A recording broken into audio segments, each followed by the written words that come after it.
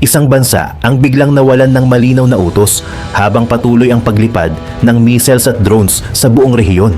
Ang mga sundalo ay naghihintay ng command na hindi dumarating, habang ang mga leader ng bansa ay nag-aaway sa loob ng gobyerno. Sa gitna ng kaguluhan, nagsimula ng pag-usapan kung sino ang susunod na mamumuno sa Iran. Pero ang mas malaking tanong ngayon, may kontrol pa ba talaga ang pamahalaan sa sarili nitong hukbo? Bago tayo magumpisa, baka pwede pa like ng video na ito. Malaking bagay na to sa aming mga content creators. Maraming salamat po.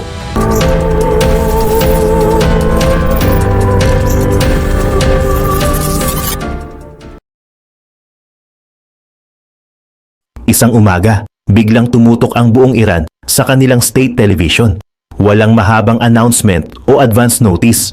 Basta na lang lumabas sa screen ang Pangulo ng bansa na si Masoud Pezeshkian, nakaupo sa isang simpleng mesa sa loob ng opisyal na tanggapan ng pamahalaan. Sa likod niya ay makikita ang bandila ng Iran at ang opisyal na simbolo ng estado. Tahimik ang paligid habang nagsimula siyang magsalita. Sa unang bahagi ng kanyang pahayag, ipinaliwanag ng Pangulo na ang bansa ay dumadaan sa isang napakahirap na sitwasyon. Ayon sa kanya, maraming senior military commanders ang nawala sa mga nakaraang araw dahil sa mga pag-atake laban sa Iran. Dahil dito, nagkaroon ng malaking problema sa command structure ng armed forces. May mga unit ng military na kumilos nang walang malinaw na utos mula sa Central Command. Pagkatapos nito, sinabi ng Pangulo na nais niyang magpahayag ng paumanhin sa mga kalapit na bansa sa Middle East na naapektuhan ng mga pag-atake ng Iran. Ipinaliwanag niya na ang ilang missiles at drone strikes ay nangyari sa panahon na wala pang malinaw na kontrol ang pamahalaan sa lahat ng military operations. Sinabi rin niya na ang layunin ng kanyang pahayag ay ipakita na nais ng Iran na pigilan ang paglala ng sitwasyon sa rehiyon. Habang pinapanood ng mga mamamayan ang live broadcast, mabilis kumalat ang balita sa social media at iba't ibang news networks. Maraming Iranian citizens ang nagulat sa tono ng pahayag ng Pangulo. Hindi karaniwan para sa isang leader ng Iran na humingi ng paumanhin sa mga kalapit na bansa sa ganitong paraan, lalo na habang may patuloy na tensyon sa rehiyon. Sa loob ng ilang minuto matapos ang speech, nagsimula ng maglabasan ang mga reaksyon mula sa iba't ibang political groups sa loob ng bansa. May mga opisyal na naniniwala na tama ang ginawa ng Pangulo upang maiwasan ang mas malaking digmaan. Ngunit may iba naman na nagsasabing ang kanyang ginawa ay nagpapakita ng kahinaan sa harap ng mga kalaban ng Iran. Sa mga susunod na oras, naging malinaw na ang pahayag na ito ay hindi lamang isang simpleng diplomatic statement. Ito ang naging simula ng mas malalim na tensyon sa loob mismo ng pamahalaan ng Iran. Sa likod ng mga opisyal na salita sa telebisyon, nagsisimula ng lumitaw ang malaking pagkakahati sa pagitan ng civilian leadership at ng mga hardliner na may malaking impluensya sa military at security institutions ng bansa. Hindi pa alam ng publiko sa sandaling iyon, ngunit ang speech na iyon ang magiging simula ng isang serye ng mga pangyayari na magpapakita kung gaano kalalim ang krisis na kinakaharap ng Iran. Sa loob lamang ng ilang oras matapos ang broadcast, ang mga desisyon na gagawin ng iba't ibang grupo sa loob ng pamahalaan ay magtutulak sa bansa papunta sa mas magulong sitwasyon. Pagkatapos ng broadcast, hindi pa man tuluyang nakakababa ang tensyon sa mga tahanan ng ordinaryong Iranian citizens. Nagsimula nang uminit ang sitwasyon sa loob mismo ng political leadership ng bansa. Sa parliament at sa iba't ibang opisina ng gobyerno, mabilis na kumalat ang balita tungkol sa pahayag ng Pangulo. Maraming opisyal ang hindi natuwa sa naging tono ng kanyang mensahe. Sa loob ng ilang oras, nagsimula ng magsalita ang mga kilalang hardliner sa Iranian Parliament. May mga miyembro ng National Security at Foreign Policy Committee na naglabas ng pahayag na nagsasabing ang paghingi ng paumanhin sa mga kalapit na bansa ay isang maling hakbang. Para sa kanila, ang ganitong pahayag ay nagpapakita ng kahinaan sa panahon na dapat ay ipinapakita ng Iran ang lakas nito. May isang lehislador pa na nagsabi sa media na kung may dapat gawin ng Iran, hindi ito ang paghingi ng paumanhin, kundi ang pagpapakita ng determinasyon laban sa mga kalaban. Sa kanilang pananaw, ang tunay na problema ay hindi ang mga pag-atake kundi ang reaksyon ng pamahalaan pagkatapos nito. Habang lumalakas ang mga kritisismo, nagsimula ring magsalita ang ilang influential figures sa conservative media. May mga komentaryo sa television programs at online platforms na nagsasabing ang speech ng Pangulo ay nakakapagpababa ng moral ng military at ng mga taong sumusuporta sa matigas na posisyon ng bansa sa rehiyon. Hindi nagtagal, ang tensyon ay umabot hanggang sa judiciary leadership. May mga pahayag mula sa ilang opisyal na nagsasabing ang depensa ng bansa laban sa mga kalaban ay walang limitasyon at walang dapat na hadlang. Para sa kanila, ang anumang pag-uusap tungkol sa pagtigil ng mga operasyon ay hindi katanggap-tanggap habang may banta sa seguridad ng Iran. Sa gitna ng mga pahayag na ito, naging malinaw na ang mga institusyon ng gobyerno ay hindi nagkakaisa. Ang civilian leadership na pinamumunuan ng Pangulo ay may ibang direksyon kumpara sa mga hardliner na may malalim na impluensya sa military at security apparatus ng bansa. Habang nagpapatuloy ang diskusyon sa loob ng pamahalaan, unti-unti ring napansin ng publiko ang lumalaking hidwaan. Sa social media, may mga Iranian citizens na nagtatanong kung sino ba talaga ang may kontrol sa direksyon ng bansa. May mga sumusuporta sa Pangulo at naniniwalang tama ang kanyang hakbang upang maiwasan ang mas malaking digmaan. Ngunit may iba ring naniniwala na ang kanyang ginawa ay nagbigay ng maling signal sa mga kalaban ng Iran. Sa loob lamang ng isang araw, ang isang televised speech na inaasahang magpapababa ng tensyon ay naging simula ng mas malaking political crisis. Habang tumitindi ang diskusyon sa loob ng pamahalaan, may mga grupo sa loob ng military na nagsisimula ng gumawa ng sarili nilang desisyon tungkol sa mga susunod na hakbang. Habang patuloy ang diskusyon at kritisismo mula sa iba't ibang bahagi ng gobyerno, naramdaman ng Pangulo ang lumalakas na pressure mula sa mga hardliner na may malaking impluensya sa political at security institutions ng bansa. Sa loob ng presidential office, nagkaroon ng sunod-sunod na emergency meetings kasama ang ilang senior advisors at miyembro ng Interim Leadership Council. Sa mga pag-uusap na ito, malinaw na ipinarating ng ilang opisyal na ang unang pahayag ng Pangulo ay nagdulot ng malaking problema sa loob ng pamahalaan. May mga military figures at conservative leaders na hindi sumasang-ayon sa direksyon na gustong tahakin ng civilian leadership. Para sa kanila, ang anumang senyales ng pag-atras ay maaaring gamitin ng mga kalaban bilang ebidensya na humihina ang Iran. Hindi nagtagal, naglabas muli ng panibagong pahayag ang Pangulo sa pamamagitan ng state media. Sa bagong statement na ito, sinabi niyang hindi kailanman susuko ang Iran sa anumang pressure mula sa ibang bansa.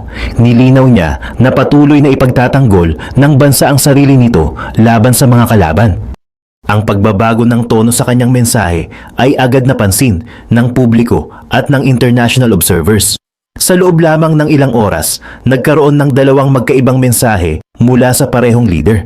Ang una ay tungkol sa paghingi ng paumanhin at pagbawas ng tensyon, habang ang pangalawa ay tungkol sa determinasyon na ipagpatuloy ang depensa ng bansa. Sa social media at news outlets, maraming analyst ang nagsimulang magtanong kung ano talaga ang tunay na posisyon ng Iranian leadership. May ilan na nagsabing ang Pangulo ay napilitan lamang baguhin ang kanyang pahayag dahil sa pressure mula sa mga hardliner na may kontrol sa ilang bahagi ng military at security apparatus. Habang nagaganap ang mga ito sa loob ng bansa, mabilis ding kumalat ang balita sa international media.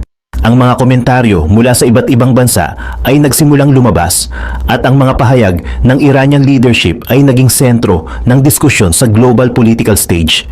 Ngunit habang ang mundo ay abala sa pagsusuri sa mga salita ng Pangulo, may mga pangyayaring nagsisimula ng mangyari sa labas ng Iran. Sa iba't ibang bahagi ng Middle East, may mga ulat ng military activity at heightened alert status sa mga bansa na matagal nang nasa gitna ng tensyon kasama ang Iran. Ang mga susunod na oras ay magiging kritikal sa kung paano magre-react ang rehiyon sa mga nangyayaring pagbabago sa loob ng Iranian leadership. Habang sinusubukan ng Iranian leadership na kontrolin ang lumalalang political tension sa loob ng bansa, mabilis namang nakarating sa Washington ang balita tungkol sa magkakasunod na pahayag ng Pangulo ng Iran. Sa loob ng ilang oras, naging mainit na paksa ito sa American political circles at sa international media. Hindi nagtagal, naglabas ng pahayag si Donald Trump sa kanyang social media account. Sa kanyang mensahe, sinabi niya na ang naging pahayag ng Iranian leadership ay malinaw na indikasyon na napilitan ang Iran na umatras dahil sa matinding pressure mula sa mga military operations ng Estados Unidos at Israel. Ayon sa kanya, ang Iran ay hindi na ang dominanteng puwersa sa Middle East na dati nitong ipinapakita. Ang kanyang pahayag ay mabilis na kumalat sa iba't ibang news platforms at naging sentro ng diskusyon sa international political arena. Para sa ilang analyst sa Washington, ang nangyayaring kaguluhan sa loob ng Iranian leadership ay senyales ng isang malalim na krisis sa loob ng sistema ng pamahalaan ng Iran. Habang nagpapatuloy ang diskusyon sa media, nagsimula ring gumalaw ang US military sa rehiyon. Ayon sa mga ulat mula sa defense sources, may malalaking naval forces na inililipat papunta sa strategic area sa Middle East. Ang layunin ng deployment na ito ay palakasin ang presensya ng Estados Unidos sa rehiyon at magbigay ng malinaw na signal sa anumang posibleng escalation ng tensyon. Ang paggalaw ng mga naval assets na ito ay hindi nakaligtas sa pansin ng ibang bansa sa Middle East. Sa mga command centers at defense ministries sa iba't ibang capitals sa rehiyon, nagsimula ring mag-monitor ang mga military officials sa sitwasyon. Ang presensya ng malalaking warships sa mga karagatan malapit sa Persian Gulf ay indikasyon na ang sitwasyon ay maaaring lumala anumang oras. Samantala, sa loob ng Iran, patuloy ang diskusyon sa pagitan ng iba't ibang factions ng pamahalaan. Ang mga pahayag mula sa Washington ay lalong nagpalala sa tensyon sa loob ng Iranian political system. Para sa ilang hardliners, ang mga komentong ito mula sa Estados Unidos ay patunay na hindi dapat umatras ang Iran sa harap ng external pressure. Habang tumitindi ang mga pahayag mula sa magkabilang panig, unti-unting nagiging malinaw na ang krisis na nagsimula sa isang televised speech ay hindi na lamang isang internal political issue. Ito ay nagiging bahagi na ng mas malaking geopolitical confrontation na maaaring makaapekto sa buong Middle East. Habang umiinit ang diskusyon sa international media at political circles, nagsimulang maging mas malinaw ang galaw ng militar sa rehiyon.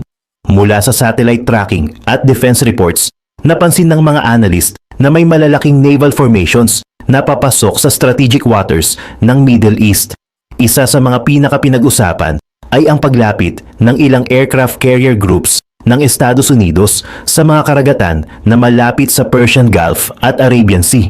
Ang mga barkong ito ay hindi basta ordinaryong warships. Ito ang mga pangunahing platform na ginagamit ng US Navy para magsagawa ng malawakang air operations sa anumang conflict zone. Kasama sa deployment ang mga escort ships tulad ng guided missile destroyers at cruisers na may kakayahang maglunsad ng long-range missiles at magbigay ng air defense sa buong carrier group.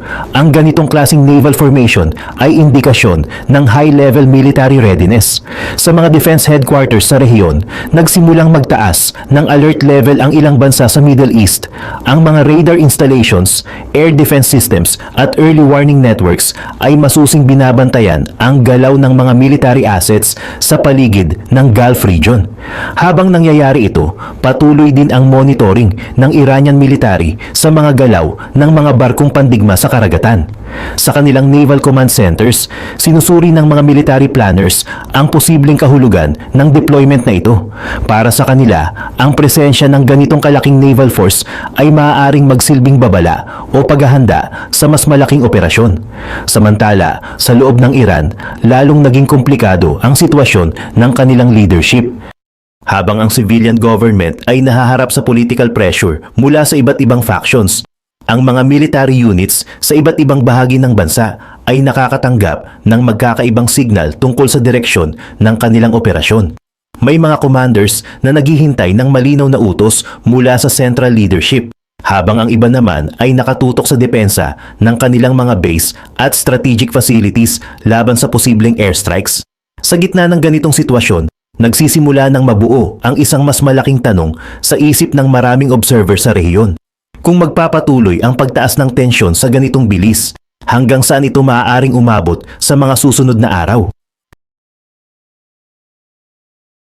Habang patuloy na nagmumonitor ang iba't ibang bansa sa galaw ng mga naval forces sa rehiyon, may mga pangyayaring nagsimulang mangyari na lalo pang nagpalala sa sitwasyon.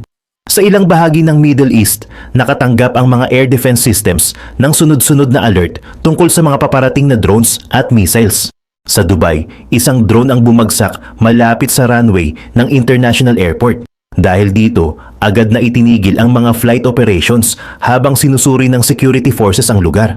Sa parehong oras, may mga ulat din mula sa Saudi Arabia tungkol sa mga unmanned aerial vehicles na papalapit sa ilang oil facilities. Sa Bahrain at Jordan, tumunog ang mga siren na ginagamit upang bigyan ng babala ang publiko sa posibleng missile attacks. Ang mga air defense units sa mga bansang ito ay mabilis na nag-activate upang harangin ang mga paparating na projectiles.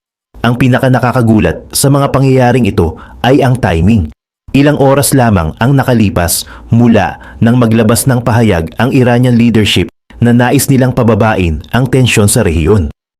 Ngunit sa kabila nito, may mga pag-atake na naganap laban sa mga bansa na hindi direktang bahagi ng conflict. Dahil dito, nagsimulang magtanong ang mga analyst kung sino talaga ang nagbigay ng utos para sa mga operasyon na ito.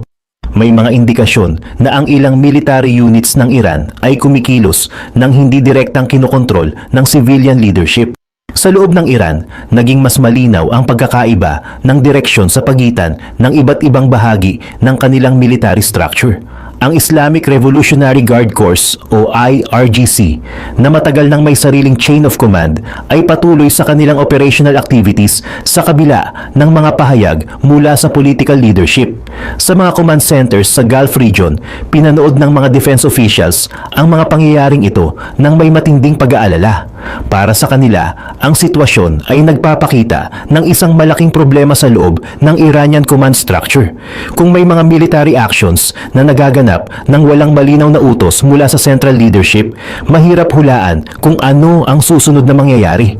Habang lumalabas ang mga ulat tungkol sa mga pag-atake, nagsimula ring pag-usapan sa international media ang posibilidad na ang Iranian leadership ay nawawalan na ng kontrol sa ilang bahagi ng kanilang military forces.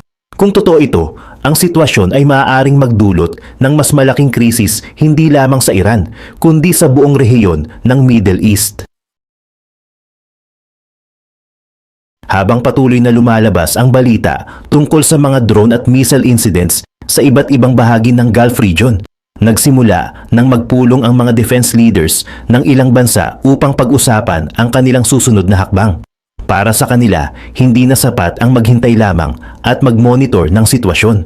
Sa United Arab Emirates, nagkaroon ng emergency meeting ang military command kasama ang mga senior government officials. Matapos ang maikling deliberasyon, nagdesisyon ang kanilang leadership na magsagawa ng limitadong military response laban sa mga target sa loob ng Iran. Sa gabing iyon, lumipad ang ilang fighter jets ng UAE Air Force patungo sa mga strategic locations na tinukoy ng kanilang intelligence units. Ayon sa mga ulat na lumabas sa regional media, ang mga target ay ilang water purification facilities at storage areas na pinaniniwalaang bahagi ng infrastructure na ginagamit sa logistics operations. Ang operasyon ay isinagawa sa loob ng maikling oras at agad na bumalik ang mga eroplano sa kanilang base matapos makumpleto ang kanilang misyon. Para sa UAE, ang hakbang na ito ay isang direktang mensahe na hindi nila palalampasin ang anumang pag-atake sa kanilang bansa o sa kanilang mga critical facilities. Ang balitang ito ay mabilis na kumalat sa buong Middle East. Sa Saudi Arabia at iba pang Gulf countries, mas pinaigting pa ang kanilang air defense readiness. Ang mga radar systems at missile interception units ay inilagay sa mas mataas na alert level. Samantala, sa loob ng Iran, nagsimula nang lumabas ang mga ulat tungkol sa patuloy na bombardment sa ilang military installations. May mga report na nagsasabing ang ilang senior commanders ay nawawala o hindi na makontak ng kanilang mga units. Sa ilang barracks at military bases, may mga sundalo na naghihintay lamang ng malinaw na utos mula sa kanilang chain of command. Ngunit sa halip na makatanggap ng direksyon, ang ilan sa kanila ay nakarinig lamang ng mga balita tungkol sa mga pag-atake na nangyayari sa iba't ibang bahagi ng bansa. Habang lumalalim ang kalituhan sa loob ng Iranian military structure, mas nagiging malinaw sa mga observer sa labas ng bansa na ang krisis sa Iran ay hindi lamang tungkol sa external conflict. Ito ay nagiging isang internal struggle kung saan ang iba't ibang bahagi ng kanilang sistema ay nagre-react sa sitwasyon sa magkakaibang paraan. Habang tumatagal ang mga pag-atake sa iba't ibang bahagi ng Iran, nagsimula nang lumabas ang mga ulat tungkol sa kalagayan ng mga sundalo sa loob ng mga military bases. Sa ilang lugar, hindi na malinaw kung sino ang nagbibigay ng utos sa mga unit na nakatalaga sa field. Sa mga barracks sa labas ng Tehran at sa ilang base sa Central Iran, may mga sundalo na nagsasabing ilang araw na silang naghihintay ng malinaw na instructions mula sa kanilang mga superior officers. Ang communication lines sa pagitan ng command headquarters at ng mga unit sa field ay nagiging hindi regular. May mga pagkakataon na nawawala ang kontak sa loob ng maraming oras. Ayon sa ilang report na lumabas sa international media, may mga commanders na hindi na bumabalik sa kanilang opisina matapos ang mga airstrikes sa ilang military facilities. Dahil dito, ang mga unit na nasa ground ay nagiging responsable sa sarili nilang kaligtasan habang patuloy ang banta ng mga pag-atake mula sa himpapawid. Sa ilang base, may mga sundalo na piniling manatili sa kanilang mga posisyon at bantayan ang mga kagamitan ng military. Ngunit may iba naman na lumipat sa mga mas ligtas na lugar malapit sa mga civilian areas upang makaiwas sa posibleng bombardment. May mga video at testimonya na lumabas online kung saan makikita ang ilang sundalo na nagsasabing hindi nila alam kung ano ang eksaktong plano ng kanilang leadership. Ang iba ay nagsasabing patuloy silang nagbabantay sa kanilang mga post kahit wala silang malinaw na impormasyon tungkol sa susunod na hakbang ng kanilang unit. Habang lumalabas ang mga ganitong ulat, mas lumalalim ang pag-aalala ng mga analyst sa labas ng Iran. Para sa kanila, ang pagkawala ng malinaw na chain of command sa isang malaking military force ay maaaring magdulot ng hindi inaasahang mga pangyayari sa loob ng bansa. Samantala, sa mga lungsod at probinsya ng Iran, patuloy na sinusubaybayan ng mga mamamayan ang mga balita tungkol sa sitwasyon ng kanilang armed forces. Maraming tao ang nagtatanong kung paano haharapin ng pamahalaan ang lumalaking krisis sa loob ng kanilang military structure. Habang tumitindi ang kalituhan sa loob ng hukbo, nagsisimula ring maramdaman ang epekto nito sa mga kaalyado ng Iran sa ibang bahagi ng Middle East. Sa mga susunod na araw, ang mga grupong matagal nang umaasa sa suporta ng Tehran ay mapipilitang harapin ang isang bagong realidad kung saan hindi na malinaw kung sino ang may kontrol sa direksyon ng Iran. Habang lumalabas ang mga ulat tungkol sa kalituhan sa loob ng Iranian military, nagsimula ring mapansin ang mga pagbabago sa presensya ng Iran sa ibang bahagi ng Middle East. Sa mga lungsod tulad ng Beirut at Damascus, may mga intelligence reports na nagsasabing may mga Iranian military advisors na umalis sa kanilang mga dating lokasyon. Sa loob ng maraming taon, ang Iran ay nagpadala ng mga officers at military advisors sa iba't ibang allied groups sa rehiyon. Ang kanilang trabaho ay tumulong sa planning, training at coordination ng mga operasyon. Ngunit sa gitna ng kasalukuyang krisis, may mga ulat na ang ilan sa kanila ay nagdesisyon na umalis sa kanilang mga assignment.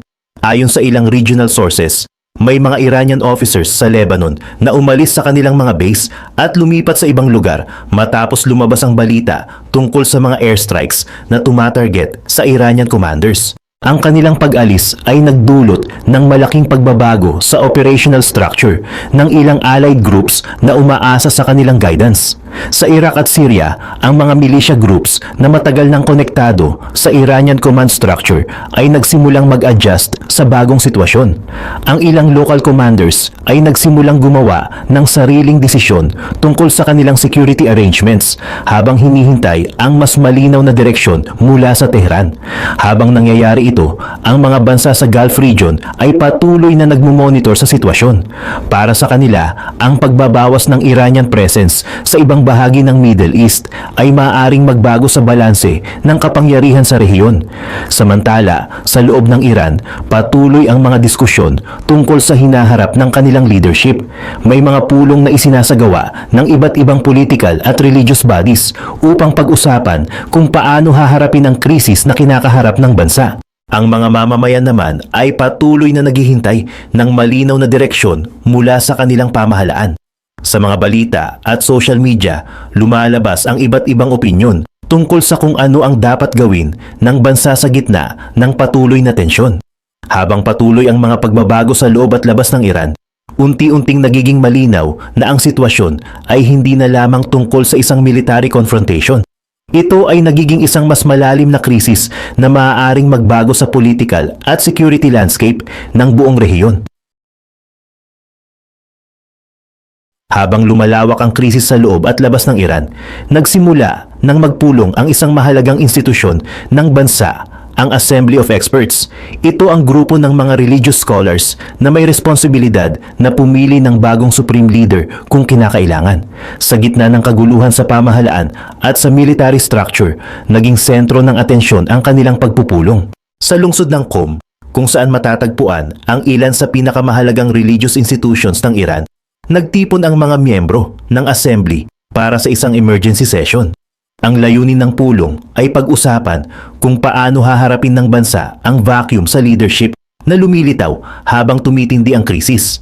Sa loob ng meeting hall, pinag-usapan ng mga miyembro ang iba't ibang pangalan na maaaring maging susunod na supreme leader. Ngunit hindi naging madali ang diskusyon. May mga kandidato na may malakas na suporta mula sa mga hardliner. Ngunit may mga ulat na hindi sila popular sa ordinaryong mamamayan. Isa sa mga pangalan na madalas mabanggit sa mga pag-uusap ay ang anak ng dating Supreme Leader. Para sa ilang miyembro ng Assembly, ang kanyang karanasan sa loob ng political at religious system ay maaaring magbigay ng stability sa bansa. Ngunit para sa iba, ang ideya ng pagmana ng posisyon ay maaaring magdulot ng mas malaking pagtutol mula sa publiko. Habang nagpapatuloy ang deliberasyon sa loob ng assembly, may isa pang factor na nagdadagdag ng pressure sa kanilang desisyon. May mga pahayag mula sa mga kalaban ng Iran na nagsasabing anumang bagong leader na lalabas sa proseso ay maaaring maging target ng military operations. Dahil dito, ang pagpili ng bagong pinuno ay hindi lamang tungkol sa internal politics ng bansa. Ito rin ay may direktang epekto sa kung paano haharapin ng Iran ang patuloy na tensyon sa international stage. Sa labas ng meeting halls, patuloy na nagmamasid ang mga mamamayan sa mga balita tungkol sa mga pulong na ito. Marami ang umaasa na ang desisyon ng Assembly of Experts ay makakatulong upang maibalik ang malinaw na direksyon ng pamahalaan. Ngunit habang nagpapatuloy ang deliberasyon, nananatiling hindi tiyak kung anong klaseng leader ang lilitaw mula sa prosesong ito at kung ang kanyang pamumuno ay makakapagbigay ng katatagan sa isang bansang dumadaan sa isa sa pinakamalalim na krisis sa kasaysayan nito.